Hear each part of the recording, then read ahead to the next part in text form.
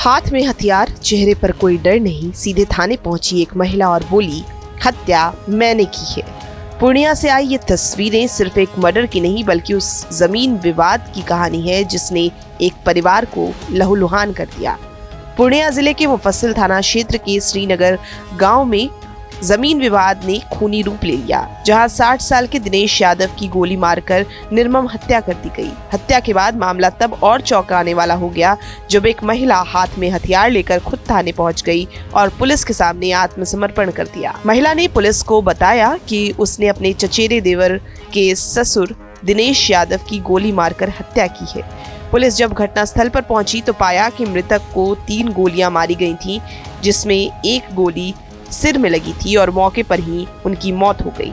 घटना बिहार के पूर्णिया जिले के श्रीनगर गांव की है, जहां हत्या की खबर फैलते ही सैकड़ों की संख्या में ग्रामीण मौके पर जुट गए। हालात की गंभीरता को देखते हुए सदर एसडीपीओ ज्योति शंकर, मुफस्सिल थाना अध्यक्ष सुदीन राम सहित भारी संख्या में पुलिस बल गांव पहुंचा और स्थिति को नियंत्रित किया। बांस मेरी बहन का है जो अपने हिस्सा में इसका है, बाजप्ता इसका सारा डॉक्यूमेंट है जो कि हम लोग हिस्सा करके मतलब जो कागजी है अपना खेत जो दबात कर रहे थे और बांस मेरे बहन के हिस्सा में जो मेरे पापा रह के कटवा रहे थे उसी में आके उन्होंने ना कुछ पूछा ना जांची, आके सिर पर सीधा गोली मारा। कौन है? वह देवदत्त है, उसकी मम्मी नीलम देवी है जो मोती यादव की पुतौह है।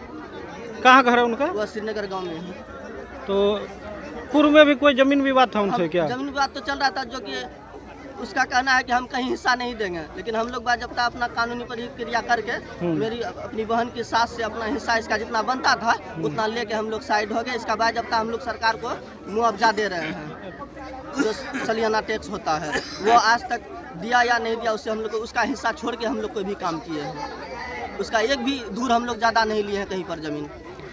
गोली कहाँ पर लगी है? सिर में लगा। सर में गोली लगा है। जिनका मृत्यु हुआ है वो कौन है आपके? मेरे पापा हुए कामरेड दिनेश प्रसाद यादव। परिजनों का आरोप है कि जमीन को लेकर लंबे समय से विवाद चल रहा था। कोर्ट से डिग्री मिलने के बावजूद विपक्षी पक्ष लगातार झगड़ा कर रहा था। स्थानीय लोगों का कहना है कि बांस काटने को लेकर बीते 3 दिन से तनाव बना हुआ था और इसकी जानकारी मुफस्सिल थाना पुलिस को भी दी गई थी, लेकिन कोई ठोस कार्रवाई नहीं की गई। इस बीच ये भी सामने आया कि महिला अपने पति को बचाने के लिए हथियार लेकर खुद थाने पहुंची और हत्या की जिम्मेदारी अपने ऊपर ले ली। पुलिस इस एंगल से भी जांच कर रही है कि असली फायर किसने किया।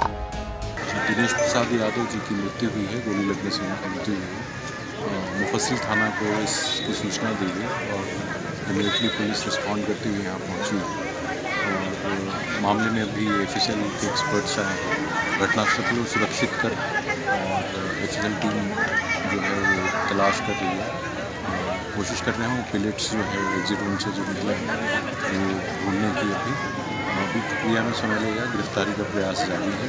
एक महिला थाने में स्वयं जिस हथियार से घटना कारित की गई है उसके साथ लोग उसकी गिरफ्तारी हुई और बाकी अन्य अभियुक्तों की तलाश जारी है। घटना में कितने लोग यहाँ पे शामिल हैं? घटना में ऐसे 2 लोग हैं और बाकी लगभग 8 लोगों का और नाम आया जो कि आसपास ही थे।